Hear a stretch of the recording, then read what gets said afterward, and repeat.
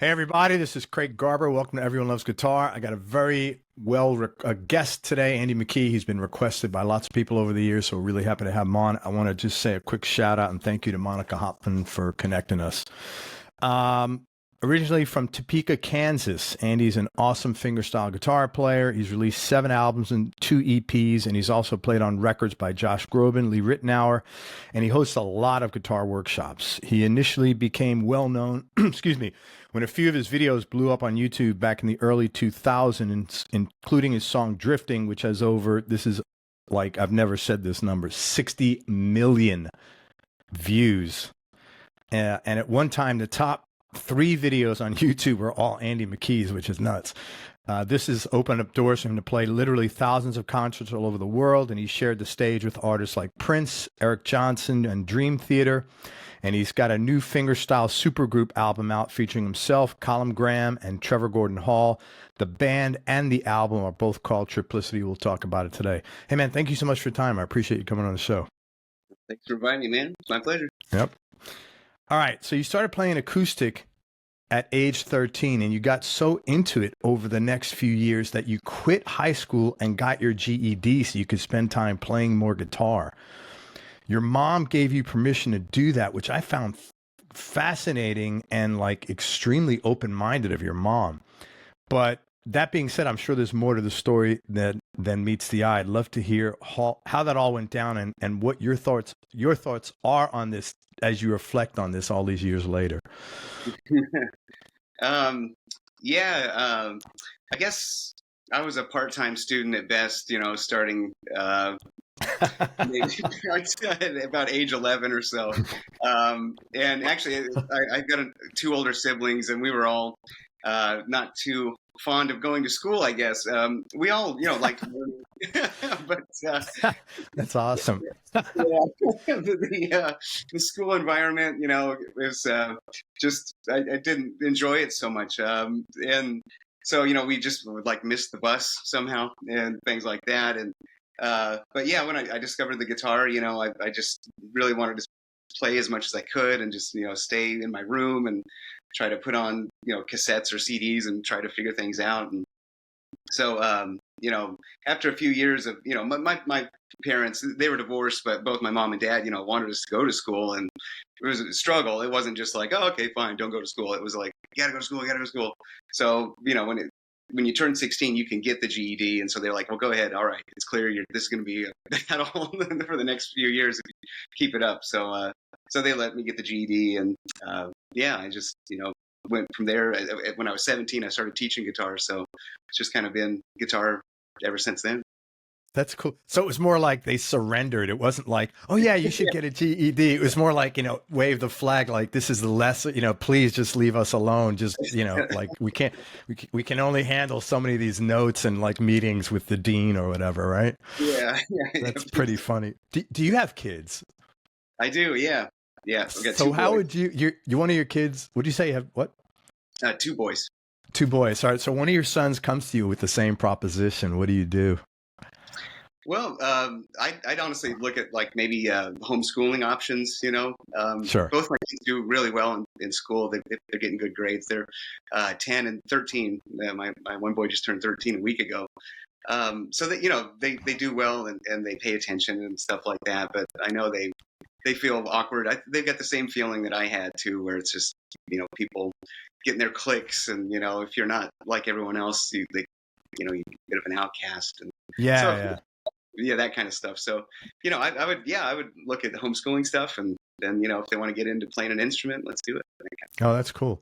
Yeah, it's interesting because you always hear like, oh, high school's the best time of your life. And I think it is for like maybe like the top 1% of students. For everybody else, it's pretty friggin' miserable. I mean, your body's changing, you have pimples. It's like, you don't know your place. You have no coping skills. Your communication sucks. At least mine did.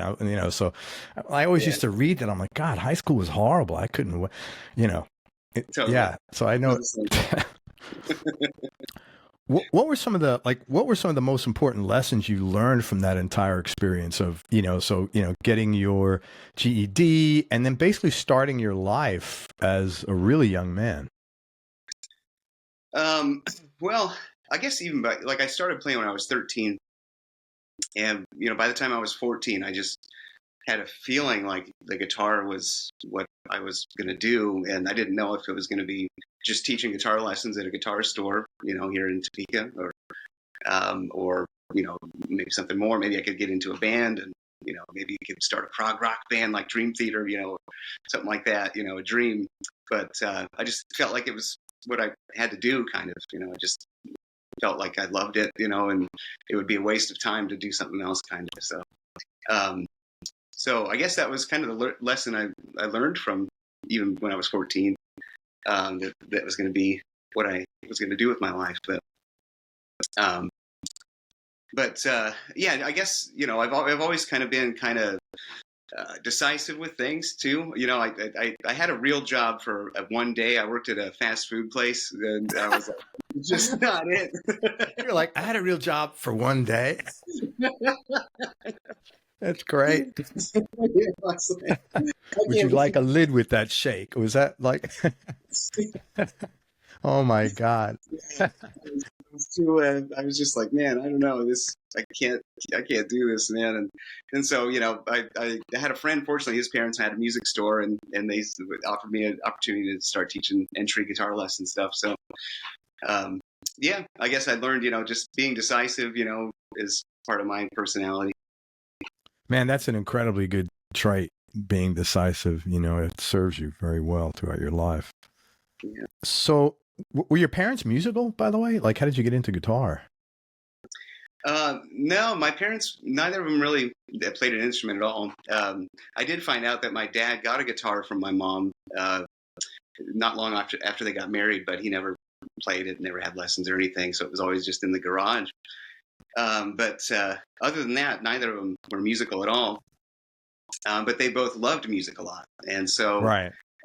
they would have parties on the weekend, and I have friends over and have music on, and I just hear all kinds of music growing up because of that. They put stuff on the That's record cool. player, Rolling Stones and Fleetwood Mac and Earth, Wind and Fire and Neil Young and Crosby, Stills and Nash, and just a whole bunch of stuff. And then my sister, I have a sister who's about 8 years older than me, and so she would have MTV on, and there'd be a lot of 80s pop, but also rock and metal and stuff like that. So Sure. just a bunch of music like that. But when I started playing guitar, I had an older cousin that moved here back to Kansas from Kentucky, and he had been a guitar player, and he was super Eddie Van Halen fanatic, and had Okay. his tone and technique and everything. And so when he moved back, he would come over and show me some stuff, and he started learning some classical guitar at a university here. And so we'd sometimes get together, and he'd say, "Oh, I've got this Bach duet for 2 guitars. You want to work on it?" And I'm like, "Oh, sure." And so we That's so learned a cool. couple of those, and then a couple of fingerstyle guitar things. But really, at that time, I was mostly playing electric guitar. But he kind of got me back into some acoustic stuff at that time. That's really cool. That's a great Mhm. opportunity. So I'm going to Yeah. apologize for the next question because I know you've been asked it 1,000 times, but I don't know if anybody in my listeners have heard it. You initially grew up listening to metal. I was curious what prompted you to switch over to acoustic and alternative and open tunings. And as you just mentioned, it's probably from your cousin, but what did acoustic give you emotionally as an tool of expression that, the electric wasn't able to do? Good questions there.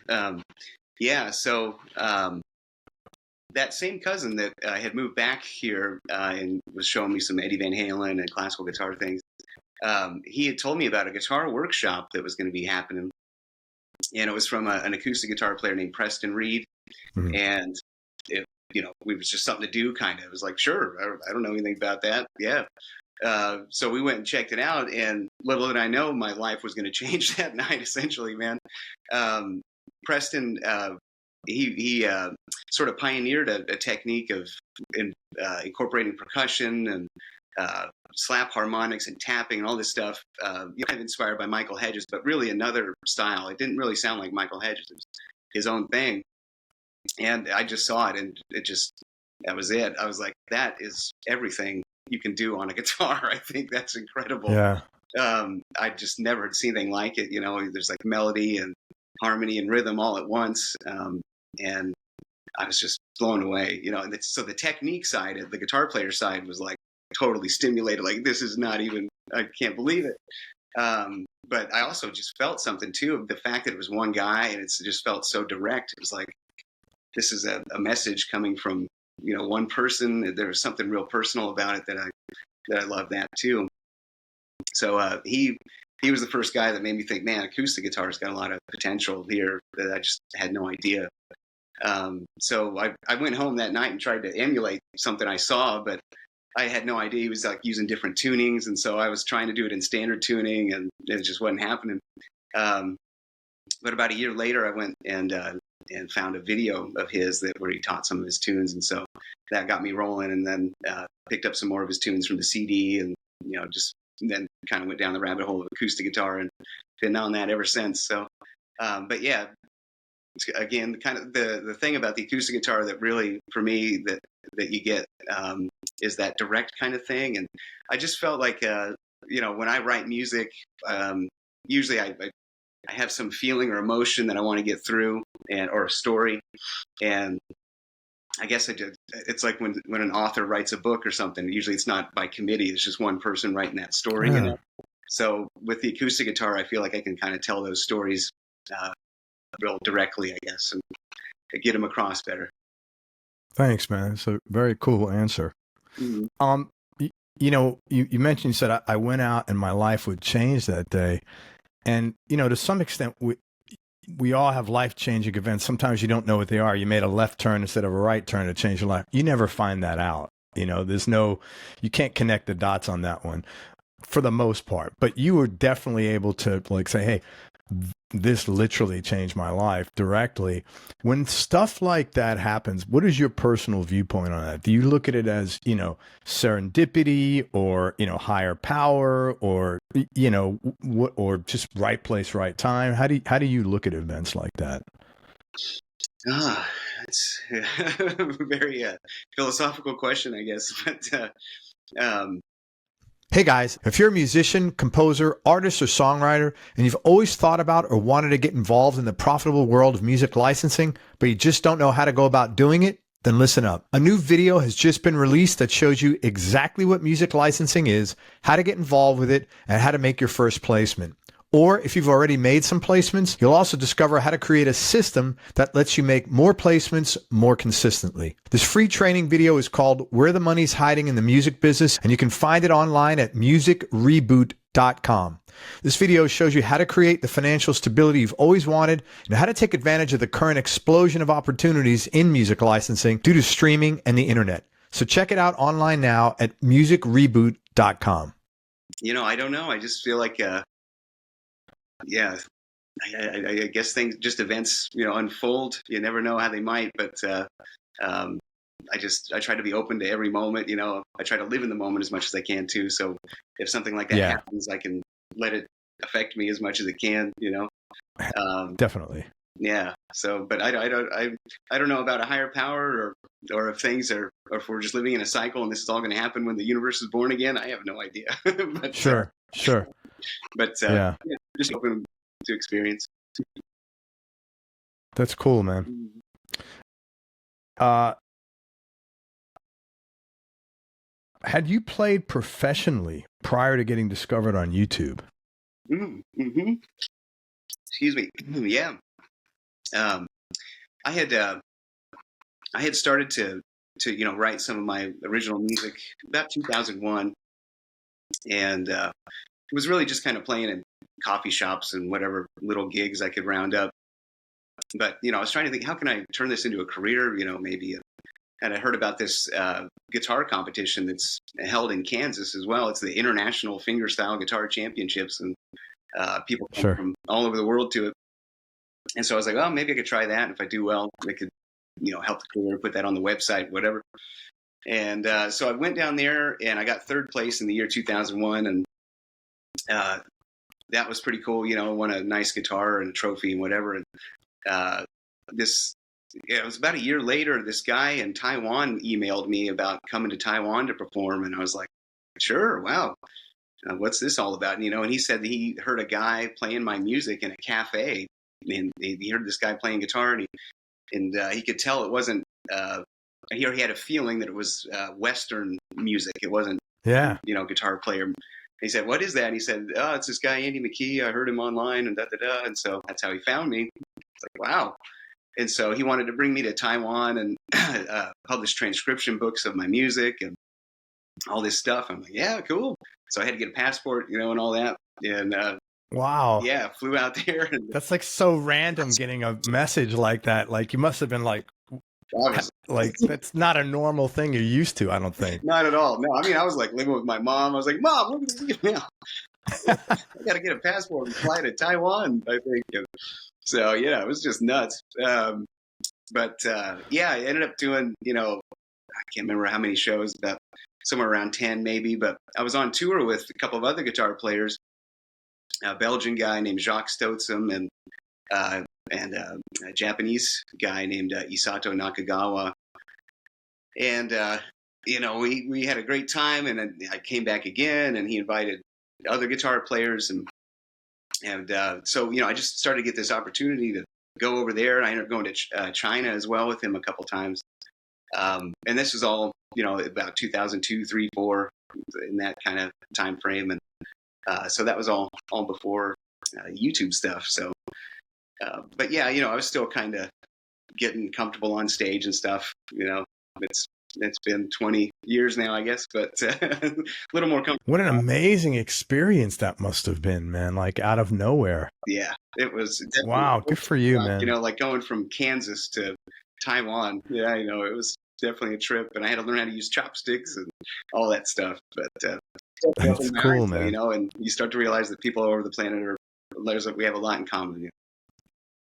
Yeah, we really do, man. I've had close to 1,000 guests on the show from all over, and I grew up in New York City, and everybody's from all over, and there's not like too many different. There's maybe 8 categories of people or something like that. We're all not too different, man. I agree with you 100% on that. Mm-hmm.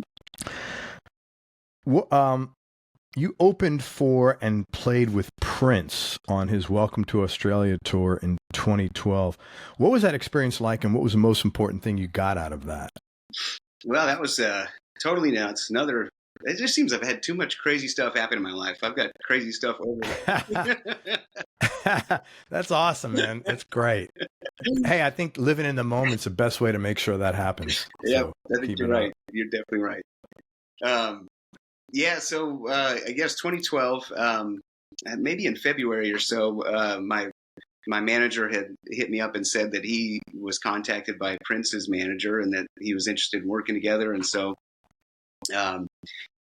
we got connected up in Paisley Park there. He had me fly up there and met with him and the bass player and the drummer, and kind of jammed a bit and played him some of my solo guitar stuff, and played some ping pong, which he was a very avid fan of and really good at. And he asked me, if I was busy that year, what I was going to be doing. And I was like, well, what's going through your head when he asks you, when Prince is saying to you, hey, do you have any time open on your schedule to come tour with me? Right. Yeah. I was like, I didn't know. Got to be surreal. Totally. I didn't know at that point, like, are we going to record something or like tour? And, but the other crazy thing was that the only real obligation I had, I think, so far at that point was I had a tour in Asia with Dream Theater. So it was like already that was insane. Like I had that coming in spring. But so I said, I got this going on, but other than that, I'm open. And so he's like, all right, well, we'll get a hold of you, So I go back, and the next thing I hear, he's booked these like 9 shows in Australia, and there's like 3 in Sydney and 3 in Melbourne and 3 in Brisbane, like 3 nights. And so it was like, yeah, we're going to bring you back up here and rehearse some. And so we got a medley of, I think 4, 5, 6 tunes, something like that.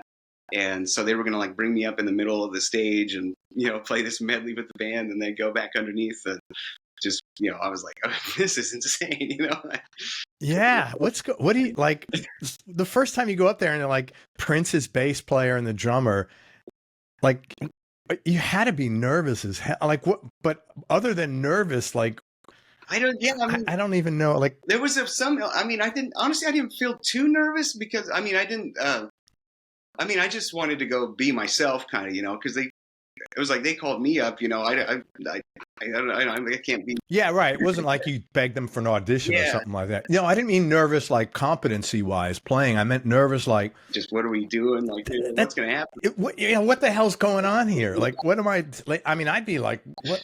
Yeah, yeah. You're like in Topeka one minute and then you're in Paisley Park the next. It's like, yeah, definitely surreal, man. I mean, yeah, I didn't know what to think, and I guess what I would say is, I guess I just kind of felt a bit awkward most of the time, though, too, because I don't think I'm, yeah, I'm not real great at improvising and jamming. I'm like, okay, but so I like to kind of write tunes and like think about them and evolve them over time a bit. So I did feel a bit nervous about that. Like if they're wanting to jam, do these prolonged like things like that, I'm just, it's not really my strong suit, I don't think. So that was something I was a little bit nervous about. But yeah, so the drummer was John Blackwell and the bass player was Eden Nielsen. So yeah, unfortunately John passed away a few years ago, but he was incredible, and Eden is incredible too, of course. So but we got this medley put together, and I go out and the shows in Australia were going to be right at the end of this run with Dream Theater. So it was like I was going to finish in Thailand and then just go to Australia and do these shows with Prince. And so when I was in Thailand, though, so this was just like a couple days before going down there, I got this email saying that they wanted me to wear this like 50-foot cape and open the show. And oh my God, I was like, whoa. You're like, I'm not a 50-foot cape guy. Sorry. I really just felt like really awkward about it. I was like, I'm going to be like the star of the start of the show, like some like Superman in a, 50. Right. I just felt too strange about it. So I passed on the cape, but I did start. Yeah, good move. Show. Well, it's not you, so it would just be so like, yeah, right, yeah, so like uncomfortable. Yeah, really. That's kind of how I've always felt about it, And there's been a couple times where it's like, maybe I should have done it just to have that crazy experience, but it wasn't really my thing, though. So. Yeah, that's so funny, man. Yeah, 50-foot cape. That is wild. Yeah. I've got this email where he's detailing like the whole thing, and he's like saying, we're going to project stars and flames and stuff on the back of the cape, and then we'll lower you down, and the band will pop up and all this. But no, they just kind of brought me up, and I played Purple Rain, like a solo acoustic version, and yeah, people were, the crowd was freaking out, and that was crazy too. It's like 20,000, 30,000 people or something. It's just a whole other level up there, and I'm kind of more used to the 200, 300 people kind of thing, or something like that. Sure. Crowds, but it was awesome, and it's just like it's almost like a badge, I can't believe like like a badge of Prince seal of approval here. I can always, wear. Yeah, which is just crazy, I can't believe that all happened, but it was at the end of it, though, the end of the run, I did tell him, like, if you'd ever like to do an acoustic album or something, like arrangements of your old tunes, or if you want to write new tunes and want me on it or something, do an acoustic thing, let me know. But I think this is really my gig, kind of, like to write new stuff and that kind of thing. So I figured I'd never hear from him again, but there was an email about 4 months before he died where I got, and he was talking about doing the album. And so, oh my God. Yeah. Wow. But didn't come to be in the end. So. Wow. What a trip. Was he like, hey, I'll stop by. We'll hang out in Topeka. We'll have some burgers and then we'll go. and then we'll go in your basement and play. Yeah. Oh, man. That'd be a trip. Yeah. Wow. What a great story, man. Good for you that you got to have those experiences. Yeah. Hey, I went through your catalog. I want to talk about a few of my favorite songs of yours. Oh, sure. And there was a bunch of them, so this was tough. You have a song off the Common Ground single record. It's called Hana Flower. Oh. And man, That is such a beauty. It's such a pretty song, man. Tell me about that track. It was so pretty. Oh, right on. Well, actually, you know what? That one's a cover that I did. That one was written by a Japanese guitarist, one of the guys that I got to tour with in Taiwan early on. So Oh, yeah, cool. that one was written by a guitarist named Masaki Kishibe. He still tours and performs in Japan. And so he was brought over to Taiwan in 2004, I think it was. And I remember first hearing him play. We were in Taipei, and I was backstage getting my guitar out or something, and he was sound checking, and I just heard him from backstage. I was like, whoa, I'd never heard him before. And it's just his sense of melody, just incredible, just beautiful. And like that sort of telling of a story that I was talking about earlier, it's in his music. Yeah. So I always loved that tune, and yeah, wanted to put it on a recording over here so people could hear it too. And so it's called Hana, which is Japanese for flower, and he dedicated Yeah. that to his mom, I believe. So that's a bit of the story on there. Beautiful track, man. You did a great job on the arrangement. It's really nice. Really lovely. You have a song off of Joyland called For Now. Another pretty track. I felt like it was very reflective. And I was also trying to figure out the time signature. I'm going to throw a dart. Is it 12/8? I don't know, but tell me the backstory to that track. It's Yeah. really another pretty one. Oh, thanks, man. Yeah, that one. I think it's 6/8. And 6/8. Okay. yeah, it's a tune. It's one of those tunes where it came to me like in an hour or two, maybe. A lot of times, I'll write tunes and it'll take sometimes like a year. Like you'll come up with an idea and you'll develop it and you'll come up with another part for it, and then you're like, gosh, I had no idea where to go with this at this point, and you kind of shelf it and then you come back to it, and that kind of thing. But anyway, that one I was just working on it, and it all came together pretty quick. But I wrote that one when I was finishing up that album, and I was feeling a little bit drained, and I was like, oh man, I need to get another track. I don't know what I'm going to do. I need to finish this up. People have been waiting on an album, and it was kind of a bit of a stressful time, I guess, trying to get the album done, and that one just kind of popped out and came together like that. So it's in a tuning that's kind of a C minor 11th. For any of the guitar players that are curious, is A C minor 11th open tuning. Yeah. Wow. CGD. How does that even come about? Is the tuning. Tell me again. CGD F B flat D. Okay, so how do it's probably not as complicated for you, but for me to sit and how do these tunings come to you? Like, or are they like experiments, or is it? I'm so far removed from that. I don't have any skill sets in that area on guitar. Well, usually, I have a lot of influences that, been in the altered tunings, and actually most of them, my influences, they can draw a line back to Joni Mitchell. She's kind of the queen, getting things going with altered tunings on the guitar.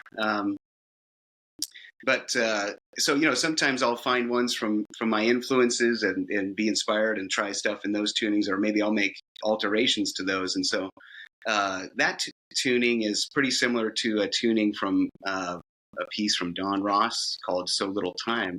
And the tuning on that one was C, G, E flat, F, B flat, D. So I just changed the fourth string. So you half step, yeah.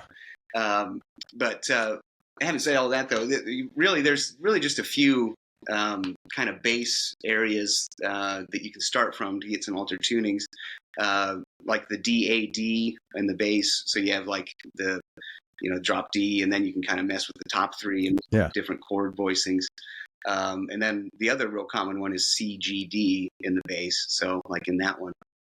And so there you have automatically a suspended second chord that you can start to build on and modify it as you wish, kind of. So there's like a C-G-D, G-A-D that's really cool. But I mean, there's just, I don't know, I could go on for a long time here, I guess. Yeah, I'm sure. I mean, I'm just like trying to write some of these down. Yeah. But it's so cool. I mean, it's just, it's like another language Yeah, to it's me really a that I'm different not. Yeah. approach entirely, and that's what I like about it. It's kind of like you have to explore and find new stuff, new chord voicings, and what can you do in this new tuning is you have to be into that kind of approach, I guess. But for some people, it's just like, man, I wouldn't even want to touch that because all the stuff that you know so well is suddenly gone, and that I totally get that. Yeah, everything and just the whole, like, you have to be pretty bright because of that. Everything is gone, but yet you have to still know, like, where to put your where the notes are, which is difficult. Well, I think speaking for myself, and I think maybe a lot of players that use altered tunings, you kind of start to use your ear to guide you. You start to hear ideas, and then you can start to also use your musical knowledge. It's like, oh, okay, well, this now is the minor second or whatever. So now I want to go to the fifth. I got to come up with this many frets, and okay, Sure. But usually you don't think about that too much. You're trying to intuit it a little bit, and then it's like, oh wait, that string's this. I got to do that. So, because okay. I do that with the guitar, that doesn't really lend itself to jamming and improv. I think that's why I'm so bad at it. It's because I've spent so much time messing around with these altered tunings and coming up with pieces that way. But sure. Interesting. Okay. Yeah, I can understand that now. Okay. So you're not, you don't have a note here that my teacher told me. It says, don't overthink it, just play it. And it sounds like that's a lot of what you're doing. Yeah. When I'm composing and, trying to come up with new stuff, just trying to feel it and let it guide me, kind of discovering the music in a way, I guess. Yeah. That's beautiful, man. You have on the new record, Tripliciti, a very sad, beautiful ballad called "For My Father." Was that actually written for your dad? Yes, yeah. So the Tripliciti album, it's mostly a bunch of tunes that we all wrote individually as solo guitar pieces, and then we've turned them into trio pieces because we've kind of had opportunities to tour over the years, and whenever we'd want to play together. So we'd say, hey, let's play that tune. I came up with a little part for it. And then we'd be like, that's so cool. And so let's do an album. So that's how it kind of came together. But so anyway, For My Father, I originally wrote as a solo piece. And my dad got me my first guitar when I was 13. And, I was always so grateful for it. So when he was diagnosed with cancer in 2001, I started to compose a piece, trying to write something for him and eventually came up with that. And was able to play it for him before he passed away in 2005. So. Man, I'm sorry about your loss. That's really a nice story. Oh, yeah. Thanks, man. Thank you. Yeah. It's, man, like you mentioned earlier, drifting, which really took off on YouTube and 60 million views and stuff. But I got to tell you, whenever I do shows, it's always For My Father. People are like, man, For My Father. It's just. Oh, dude, it's such a sad, it's like, I'm like getting a little emotional now. It's a great track, man. It's really pretty. So I have a question about all those tracks I just mentioned. I don't even know if you can answer this question. They're like music you can sort of get lost in, and I guess get lost in is kind of vague. You can't define that, but do you have any idea why? Like what brings that out? I mean, is that even an answerable question? Yeah, that's funny you mentioned that. I was just kind of revising my bio the other day and trying to put some quotes from notable guitar players in there. And there was one from John Petrucci where he said, what I like about Andy's music is it takes you on a euphonious journey. And I really liked that. I was like, okay. And then I checked your questions just before we hopped on here, and it reminded me of that. So sure. I think what that is I'm really just trying to tell like a story, I guess, and so you can kind of get lost in the story, and I think really people can kind of create their own story too with instrumental music, so you can start to make pictures or ideas, whatever this song might mean to you, and I might have my own meaning for it, but since I don't have any words with it, it becomes your own interpretation, and you can incorporate it into your life. It can have its own relevance, and story. So I think that might be what you're hinting at there, and that's always been the real beauty of instrumental music at all to me, and I got into instrumental music when I was young. My first cassette I bought was the Rocky IV soundtrack because I loved the instrumental music on there. So Yeah, you do that track by I can't think yeah, who's the guy who wrote. that.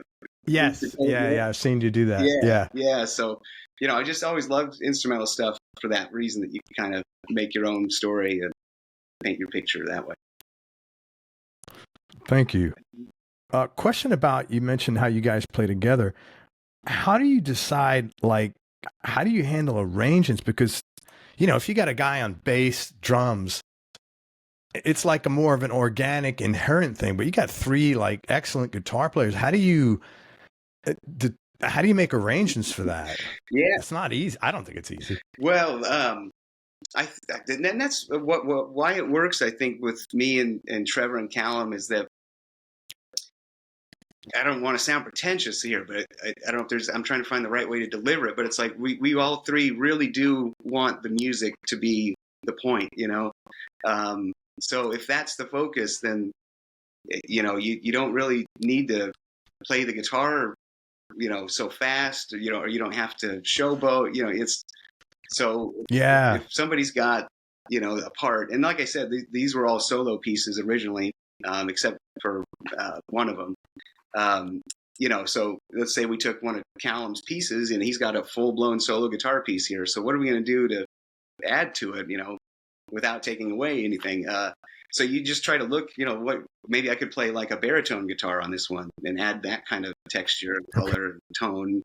And, and then Trevor has like this kalimbatar thing where he's got a kalimba and a guitar at the same time, and he can play that on there. And so, and you're paying attention to what's Calum doing in this section. Can I harmonize with that, or should I play something just kind of the root note? Just whatever can add a little bit of color, or whatever it needs. Just it's not about the players; it's about the music. So. Yeah. Okay, that makes it. So it's like, how do we, the old, how do you serve the song? Yeah. Okay. Totally get that.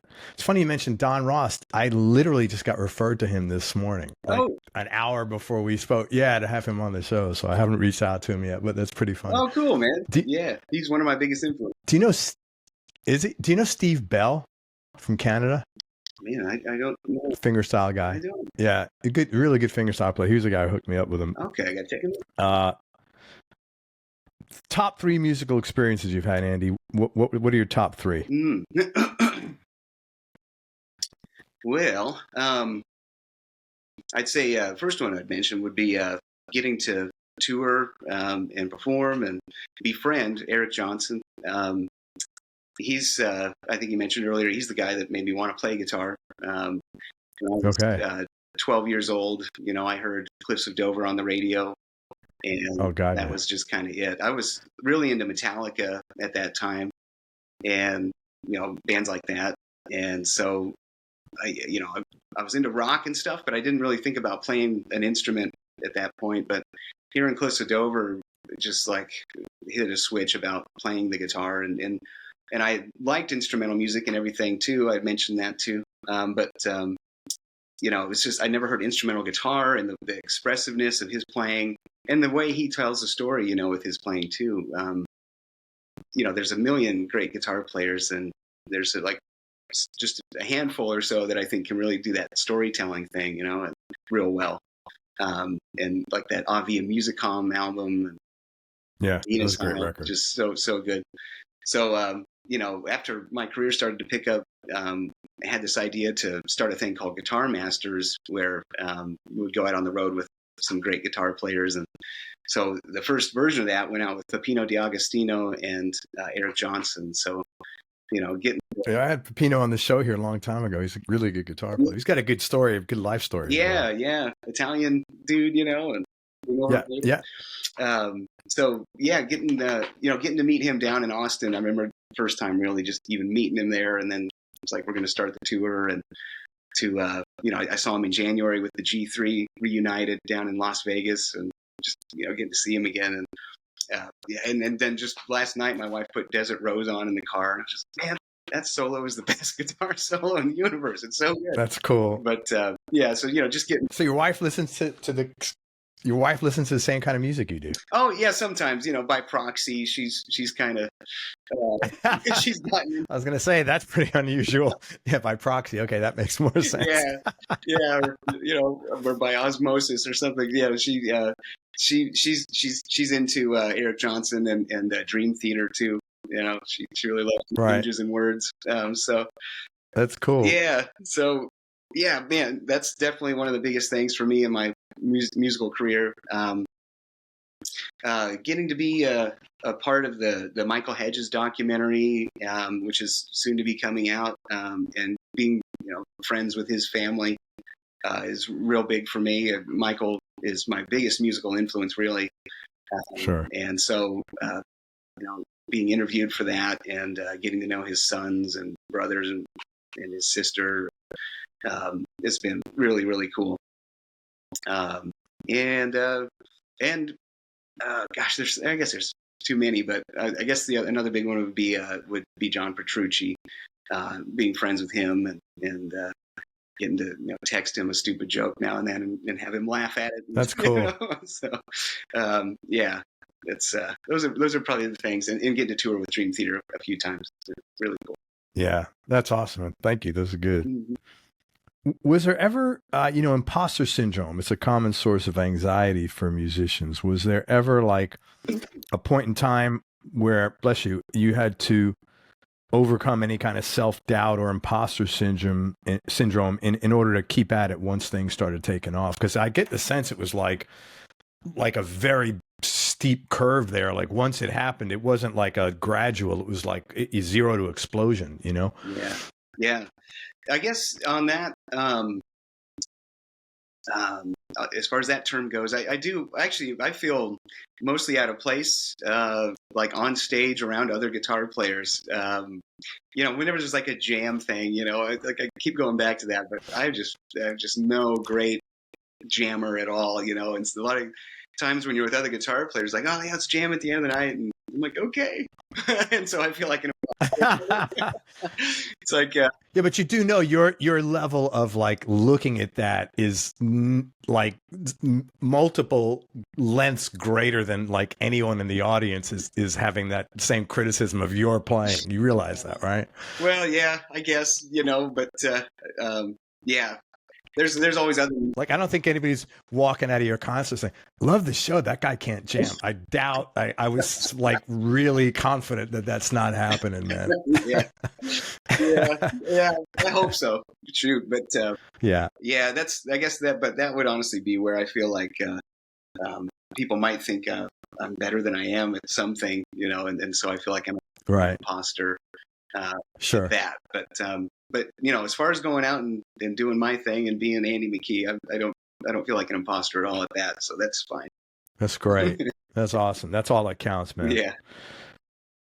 Low points. What were some low points or dark periods you've had to deal with in life, Andy, and how'd you get through them? Well, I guess the reconciling parts of my career and family life. My parents were divorced, pretty early actually after I was born, and so and my dad wasn't the most faithful, unfortunately, of husbands, and so for me growing up, it was like, man, I really want to be around for my kids. I want to be a good dad. Yeah. Be funny and lovable for my kids and all this stuff, Sure. And so, but then I also wanted to be a musician, and be able to provide music with meaning to people, and stuff like that. And so it's like, well, you got to be on the road a lot. And so, and it was like being on the road so much, for the last like 15 years or so, I started to be like, nah, I don't know, I got to find a better balance. And so tried to kind of bring it back a bit on the road and maybe be out for just a couple weeks at a time, because also being like a solo guitar player, you get kind of lonesome out there. You might have like a tour manager, Yeah. Unless you start developing some friends on the road that you might see every time you come through, you just kind of like, hotel room. And it's just like, yeah, it's not an easy life. It's not, yeah. And, I wasn't necessarily a person to go out much, as a teenager or even in my 20s. I was mostly staying in and playing guitar. Or, I'd always have a handful of friends, but they're close friends. It was just Sure. a few close friends type thing. So, going out and then suddenly you're on stage in front of people, which is fine with me, but but then if you're supposed to go out and hang out and hobnob and all this stuff, it's not really my thing so much. So, Right. so if you're out doing the show and then it's like you kind of just want to be alone a little bit, but maybe you want to see your wife or a friend or somebody, you're like, oh, just start feeling lonesome as heck. So, so I had to kind of find that balance, and I'm still figuring it out a bit. Like, there's a whole side of like online stuff I think I don't know much about, as far as Patreon maybe and other ways of making an income as a musician. Sure. Just because, I got a manager early on when my stuff took off, and it was like, you got to hit the road, you got to hit the road, you got to hit the road. And, I was like, okay, yeah, let's do it. So yeah, just that, finding that balance of life, I guess got pretty dark or difficult, sometimes. And Yeah. so that was one. I'm trying to think what else. Oh, I guess even to this day, I have some difficulty with the social media stuff. I think you and I mentioned that earlier, talking about like I don't really have a TikTok or so much or whatever. Maybe that was before we started recording, you and I just talking. But, Yeah. Again, going back to just like being kind of an introverted person. These days, it's like it's like you're expected to be on these things all the time, and I'm just like, I don't want to be in everybody's face all the time. I'd rather chill out over here, or work on a song or do whatever. So it starts to look a bit grim, if it's like you're expected to do that all the time and you don't want to. Well, how am I going to be a musician in this world here like this? So that stuff kind of gets me down sometimes when it's like, do I have to? Sure. So yeah. Well, man, first of all, I want to thank you for being so candid on that answer. It was really, really kind of you. Sure. Yeah. And pat yourself on the back, because I've done a lot of like work on myself over the years, man. And I can tell you now that not many most people, it's like wash, rinse, repeat with their upbringing. It's like, my dad wasn't faithful, so like, you become not faithful. No judgment like on your dad. It's just like, that's what people do. You wash, rinse, and repeat. And the fact that you like made some active decisions, man, pat yourself on the back for that. And I share I am never on social media. I mean, I have somebody help me post the shows. Maybe once every 3-4 months, I'll make I just like, I'd rather spend my time hanging out with my wife, or like playing guitar, or going to the gym, or going for a walk, or talking to my, in the end. And again, I'm older than you. So you start thinking like this, you're like, your time is like, not that anything's going to happen, but like when you're on your deathbed, are you going to think about, oh shit, man, I remember in 2023, I made this killer post on Facebook. Yeah. That's just not going to enter my mind like ever, but like hanging out with my wife for half an hour, that is, so I totally get that, man. I don't live on social media at all. And I know probably I'm suffering for it, but I'm just not going to do it. It's not my thing. Here's a photo of me at dinner. Like, who gives a shit? I mean, like, everybody's eating dinner, presumably, I mean, I don't feel like my dinner is that earth shattering or anyone's business, to be honest with you, So I totally share your thoughts on that. I'm thinking maybe people are starting to get a little burnout on it across the board. I've heard about YouTubers quitting and things like that. We'll see. Hopefully yeah. we get a little more connected in real life. Well, that's the big problem, man. Like, even with my kids are older, and like, I'd rather call them than, but, especially my daughter, the youngest, she's 24. She's all about texting, and I'm like, and I'll just call her and she goes, oh, Dad, let's text. And I'm like, no, I need to hear your voice. I mean, I'm not going to remember your text, but we may have a connection on this, conversation that will be pretty meaningful for us and make our day a lot better. So, so I'm totally with you on that, man. 100%. Let's talk about gear for just a few minutes and playing. Is there anything you're working on now for like your personal enjoyment on the guitar, as opposed to stuff that you're working on or you want to get like a certain level of performance for a gig? Yeah, actually, yeah, there was I guess a couple months ago, and my son was watching YouTube in the morning before he went to school. Some video, I don't remember what it was, but it had this clip of some music playing in the background, and I instantly recognized it from the Nintendo Wii, the video game console, 20 years ago or so. It was some music from that, and I was like, man, that is really, really catchy and kind of funny. And I said, man, I'm going to try to work on that while you're at school. And I came up with an arrangement for it on a baritone guitar. And it was just. Oh my God, he must have been so psyched to come home to that. He loved it. Yeah, see, that's a good thing to use. Imagine if you would have taken that time and said, "Oh, let me make a bunch of posts on Instagram." like you would have been robbing your life and your kids' life. Yeah, man. No, exactly. Sorry. Yeah. It's like, but I thought it'd be funny, and it was fun. It was crazy because the key was in B, which is the baritone is already in B, so it was actually not that hard to make an arrangement pretty quick out of it. And but yeah, it turned out great. And then I actually did post a video of that on Instagram. Kind of ties it together, I guess. That's people so were like, cool. Freaking out, thinking it was neat.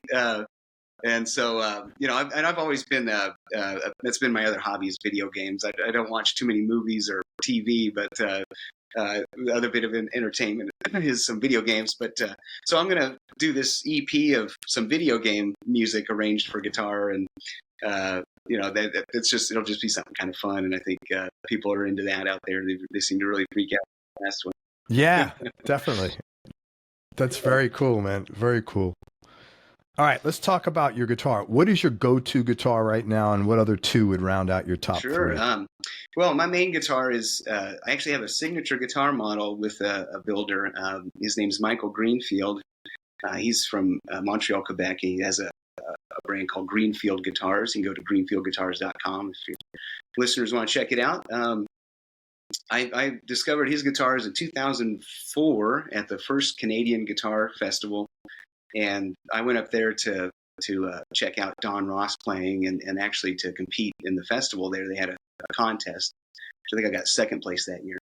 But anyway, he had his awesome. He had his guitars on display, and I saw him over there. I went and tried it. It was just incredible. They're pretty expensive, so I was like, man, maybe some decade I could get one of these. But after career took off a bit, though, we started talking, and so I've been playing his guitars since 2008. And we did the signature model just about 4 or 5 years ago, I think. It's a jumbo. Congratulations, man. It's incredible, man. I've been playing that model. It's pretty much we used to be called the G4, but we just turned it into the Andy McKee model. So it's kind of like a jumbo shape, and it has a bevel for your arm underneath, right here, and then there's a bevel on the backside where if you're hunched over playing for a prolonged amount of time, it doesn't cut into your chest. And then it also has fan fret guitar neck, so it helps with the intonation. And what else? It's got Macassar ebony back and sides. I think that's about it, I guess. But yeah, just incredible guitar. Sounds so good. And it has a K&K Pure Mini pickup inside as well. That's the main squeeze. And then I've got a baritone guitar as well from him. That would be my second one. And it's really the same model essentially, but longer scale, 27-inch neck, same fan fret guitar neck with the bevels as well. And it's tuned from B to B, from low to high, B, E, A, D, F sharp, B, same intervals as a standard pitch guitar, but a fourth lower. Excuse me. And then I guess my third one would be the harp guitar that I have from Michael Greenfield as well. So it's oh wow. So you're a big man. That's pretty that's a pretty big deal for him that you're I mean, It's not like you can't have your pick of the litter at this point in time. That's a pretty resounding Yeah, endorsement, man. he's my man. He's really good. He's built a guitar for Paul Stanley and Keith Richards. You know, he's really got quite the roster, I guess you could say. But he's built me. You know, I had to twist his arm a bit, but he finally built me a harp guitar several years ago, and it's got a Koa back and sides and 6 harp strings, and Those are beautiful guitars just yeah, to look at them in general, yeah, the it's harp guitars. Yeah. like a Pretty work of impressive. art, really. And it's Yeah, got it really 6 is. sharpening levers as well on that one. So the harp strings actually have little levers, like a hip shot kind of on a bass guitar, where you know you can just hit it and it'll sharpen it by a half step, or flip it back and it lowers it a half step. That's so cool. I'm working on a piece. I didn't know that. Yeah, That's I want really to cool. incorporate those into a piece, you know, just for fun. Just gonna boop, kick it up half step. Yeah. That's really cool. It's a Yeah, good challenge for you, man.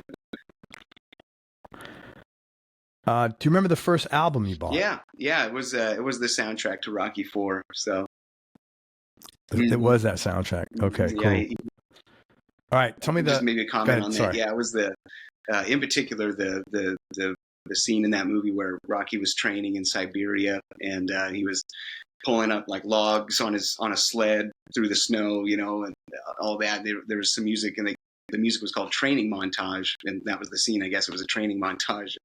The music was by Vince DiCola, and I just had to be able to hear that, you know, at a moment's notice. So I was like, I got to get that set. Yeah. I had a Sony Walkman, you know, so I could put it on and just put it on whenever I wanted. And yeah, I was just obsessed with that piece. I still am. I don't know what it is. Something about that piece just stirs me up. Didn't you do it on one of your records? Yeah, I you did. covered it on one of your records. Few Yeah, years ago, it's did really a cover cool. of it with Vince. He played on it, and I played electric guitar on it. So. That's awesome, man. All right. Most embarrassing or funniest thing that's happened to you on stage or in the studio? Excuse me. So, I think probably in Munich some years ago now. It was like 2010 or so.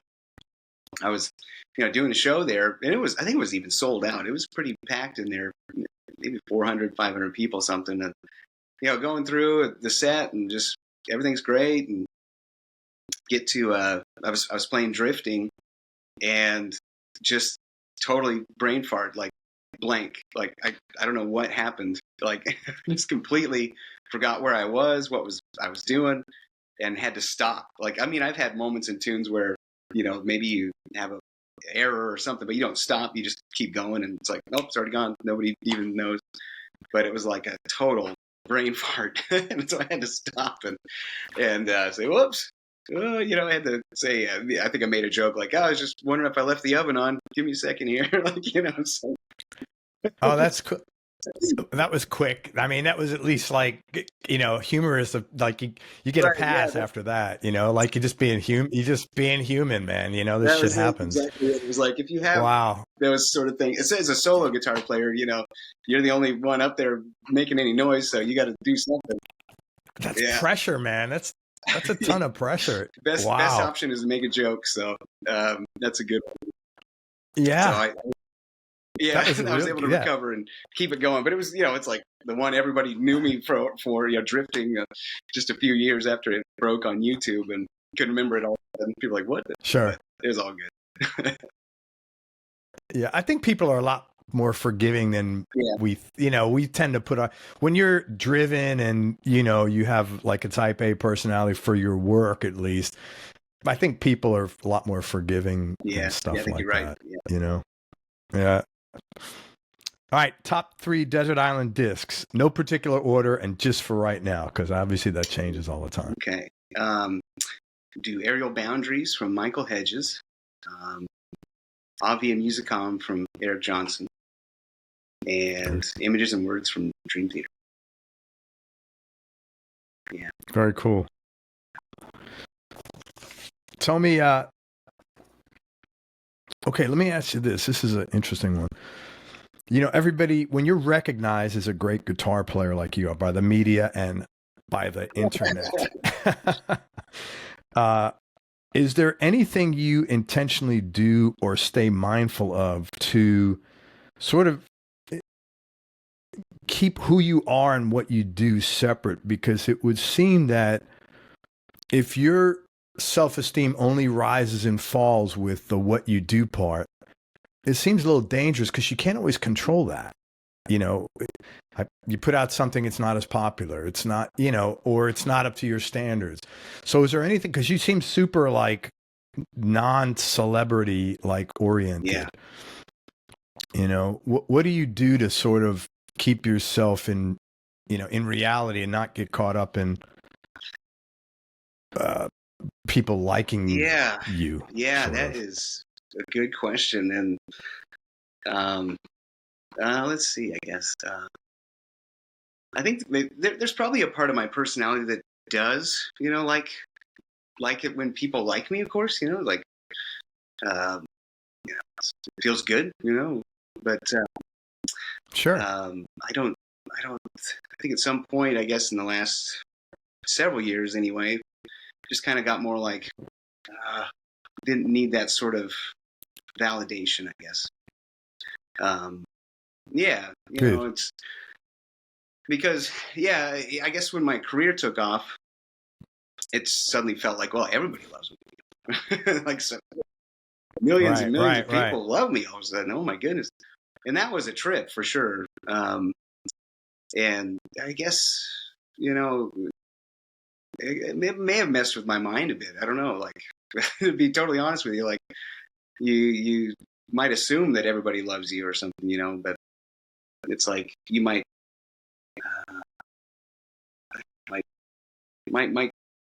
cause issues with like your work, in some ways. Like, I think maybe I took it for granted or something, and there was maybe sometimes I got a little too lazy or something. So I don't know. It's like you have to stay focused on the music, and the craft. What's the point of making music? Is it just for approval, or is it because you want to say something?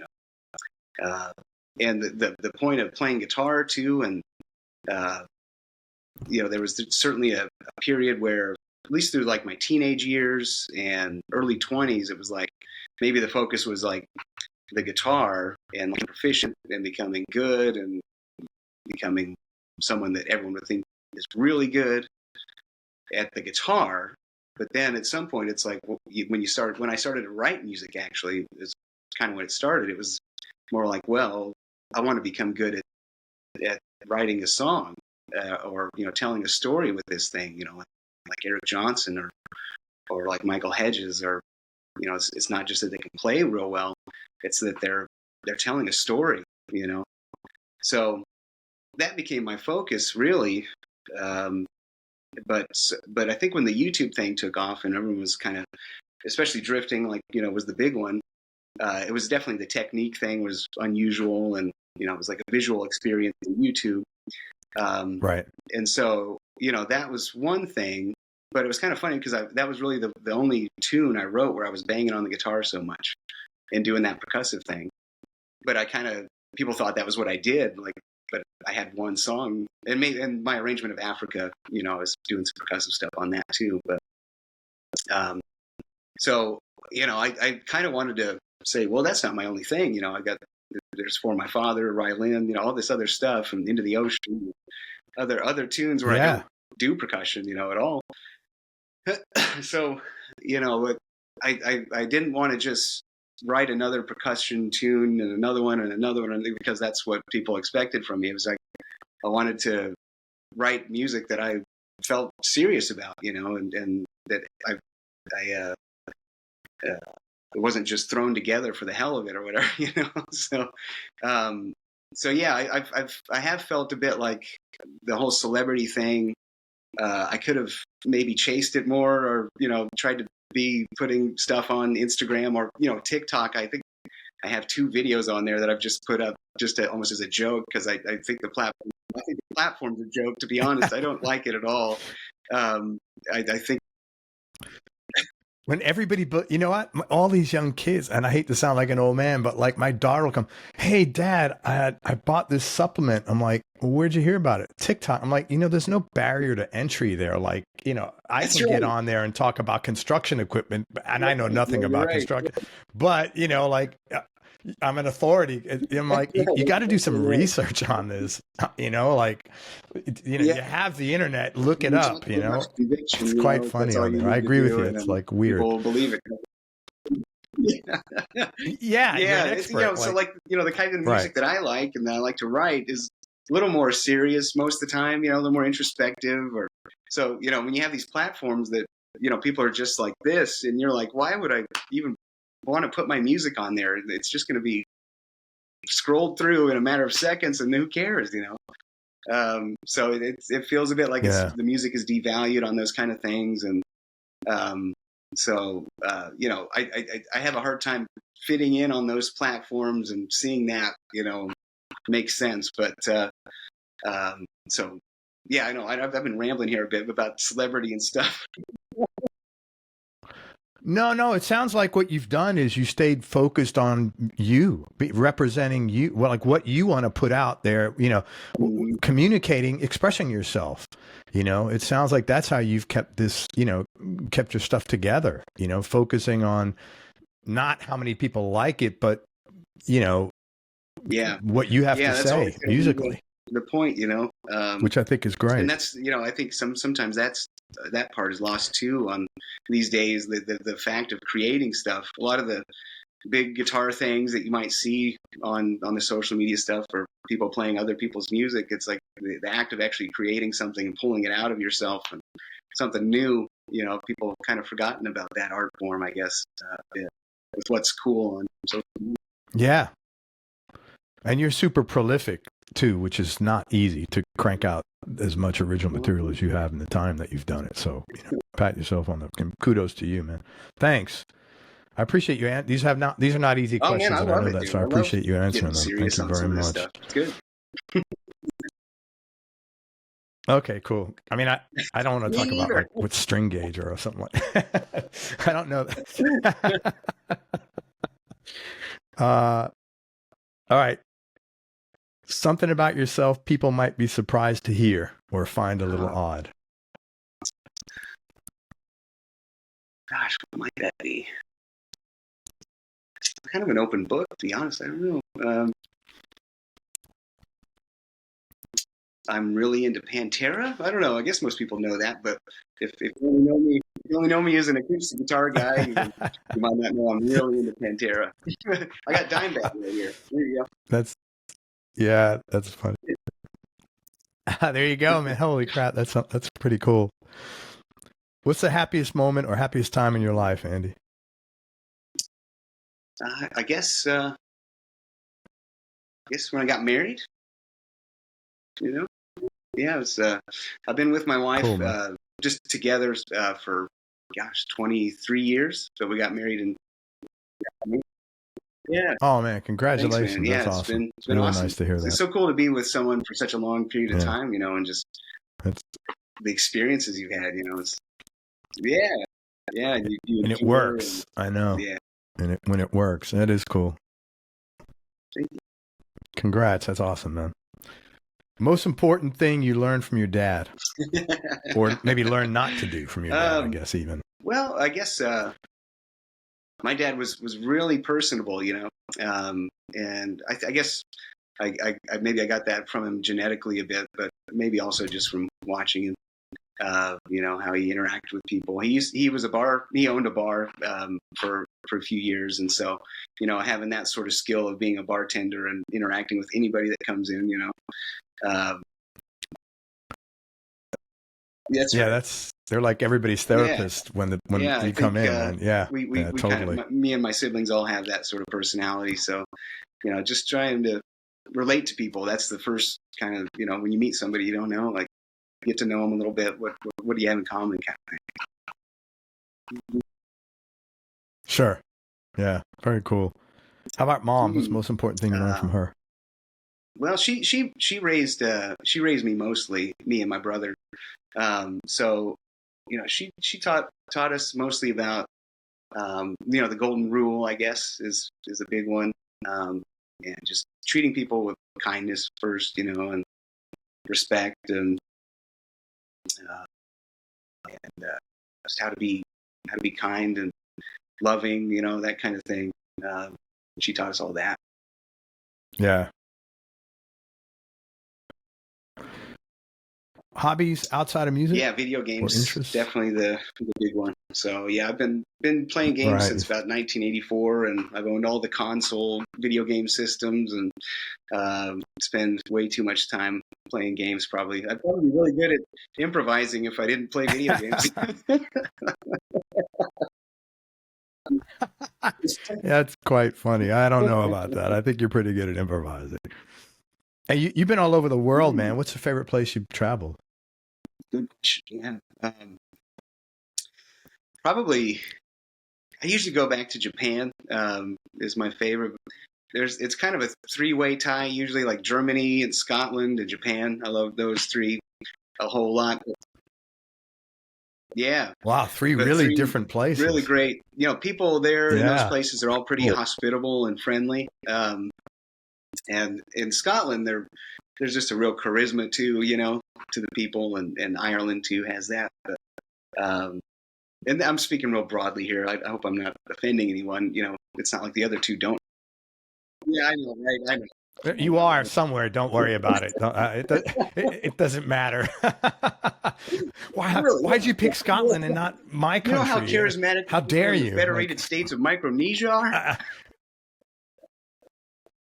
Yeah, right.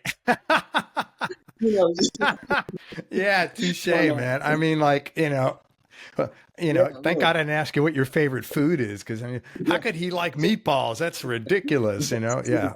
I like Japan quite a bit. The food and the culture and the language too. Actually, I like the sound of the language, and I can barely speak a tiny bit, but yeah, probably Japan. You know what? That's the number one favorite country of people when I ask that question. It's always been Japan. Yeah. And it was interesting. I was talking to a buddy of mine, a musician, and I was talking about this guitar. I guess got a Japanese Strat, which I love these Japanese Strats from the mid 90s or 80s. Anyway, he was saying, Craig, because he's traveled the world several times himself, and he was saying, and I've never been to Japan. He said, you can be playing that guitar on a park bench in Japan. You put the guitar down, you want to go across the street and grab something to eat, and you come back and your guitar is going to be there. And I was like, what? And I was like, that's amazing. I guess, when you just have higher expectations, and you instill that into children when they're younger, then it's not an issue. It's really, really nice, the respect type thing, just general respect for people and their property and all that. It's nice, that's how I try to live my life over here, and hold the door for people or whatever, Right, but it's Of course. I mean, but that's not. Right. I mean, I'm from New York City, so I was like, what? I was like, I wouldn't, leave any. I wouldn't put down a piece of garbage there that I wanted because it'd be gone. I remember I went back to the city with my son and a buddy a long time, maybe 15, 20 years ago, and it was actually 15 years ago, and I spaced out. We're in a bar at night, and I left my phone on the counter. I turned around for like 5 seconds, and it was gone. It was because I had, I moved out a while ago, and I forgot, my spidey sense. I forgot it, and I was like, shit, stupid me. And I was literally turned around 5 seconds, and then the freaking phone was gone. Yeah. So. Yeah. So hearing that about Japan, I was like, oh my God, what a great place. I love it. Every chance I get to go over there, I just look forward to it. Actually last place I played before the pandemic, kind of shut everything down. I was over there, and things were it was like late February of what was that, 2020, yeah. 2020. And anyway, I was there, and I've been picked up at the airport in limo, and I was playing at the Cotton Club in Tokyo for like 2 or 3 nights, and they Oh, got wow. the driver and they hand you this card like, "Dear Mr. McKee, we're so honored to have you." And it's just all this, and has the schedule for every day, and they're driving you to Oh, the my God. hotel, and it's just they got gloves on and they're bowing, just it's just like the way they treat you is just unbelievable. Yeah, yeah, definitely. Yeah, that's pretty That amazing. that part's nice for sure. But yeah, but the food and the culture and the language, everything's super cool. Yeah, man. Hmm. Yeah, I love the food myself there, man. I love Japanese food. Biggest change in your personality, Andy, over the last 10 years, and has that change been intentional or just a natural part of aging? I think, yeah, the biggest change probably is I used to be more of a pushover, to be honest. Pretty much my whole life I was just more of a yeah, sure, sure, sure, yeah, sure. But just have to be more, firm and saying no to things, and um, when you're going to be in a position that's not good or uncomfortable or whatever. And so I don't know if that's age. It's probably just age, I guess. And you're becoming more aware that if you say yes to everything, you're going to be compromised in some way here or there, or something's not going to be good. So it's Yeah, just better to be honest up front and say, no, I don't think that's good for me, or it's not going to work out. And that's and realizing that that's okay. good. Yeah, Yeah, man, no is a complete it's sentence. fine. That's it. Yeah, it's funny because I'll see like my son. We have a granddaughter. She's 10, and my son will be like, he'll say no, and then he'll give her an explanation, and I'm like, hey, man, you're. And then she comes back, and I'm like, well, if you give her an explanation, basically you're telling her the door's open for negotiation. I'm like, no, that's your answer. You don't you're the boss, man. You don't, Yeah, that's it. No is a complete sentence, for and sure. that's good, man. I think that's a Yeah, healthy thing. Good for you. I'm it's good. glad that you're doing that, man. Yeah, for sure. Mm. Definitely. It's not easy to do that, but it's good. Hey, listen, I can't thank you enough for your time. Any final Oh words of gosh. wisdom? Well, just do what you always feels right, I guess, and you'll have no regrets at the end. Thank you, man. Hey, I can't thank. I want to talk to people. I want them to turn on to your music, but thank you so much for being so kind and open. I really appreciate your time and everything. So thanks for a bunch. I would love everybody to check out. First of all, if you haven't listened to Andy's music, check out his catalog. He's a beautiful musician and he's a great songwriter, and he's incredibly talented at what he does. But please check out the new album. It's called Tripliciti, Triplicity. It's available anywhere you listen to music. Sorry, Craig. And also, you spell Andy, it funny. It's Tripliciti. Yeah, that's okay. That's okay. oh, I'm so sorry. I apologize. Thank you. Thank you for correcting that. Thank you. Triplicity, Tripliciti. Thank you, man. I'm sorry. Also, you could find Andy on Facebook and Instagram, sort of. You can find his accounts on Facebook and Instagram. But on a serious note, if you guys are interested in getting together and going to one of Andy's master classes, please go to Andy McKee's Musicarium, and I'll spell that out for you because he runs master classes quite often. Do you have any of this stuff like online pre-recorded, Yeah, or well, I'm glad you mentioned do you have that. Yeah, I teaching do. stuff? I do a You lot do. of stuff with TrueFire. So if you head to truefire.com, actually just Cool. yesterday, I don't know if this is going out whenever, but as of recording this, just yesterday we released our Triplicity instructional course with TrueFire. So all three of us are teaching our tunes, and you can take one of us out and you can play the part, and then whatever.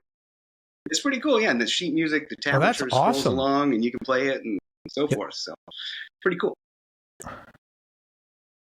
that's awesome. So check Andy out on TrueFire. It's Andy McKee, MCKEE. And also here, let me spell that, Andy McKee's Musicarium. Please go there. It's Andy McKee's, MCKEES, Musicarium, MUSICARIUM.com. And you can go to one of his get-togethers next time it's open.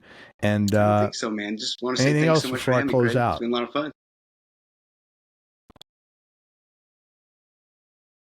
Oh, likewise, man. The pleasure's mine. Thank you so much. Hang on one second. We'll wrap up. Everybody, thank you so much for listening. If you enjoyed it, please share this, or spread this around the internet with your friends and family. Thanks very much to Andy McKee for spending time with us. And most important, remember that happiness is a choice, so choose wisely. Be nice. Go play your guitar and have fun. Until next time, peace and love, everybody. I am Andy. Thanks for everything, brother.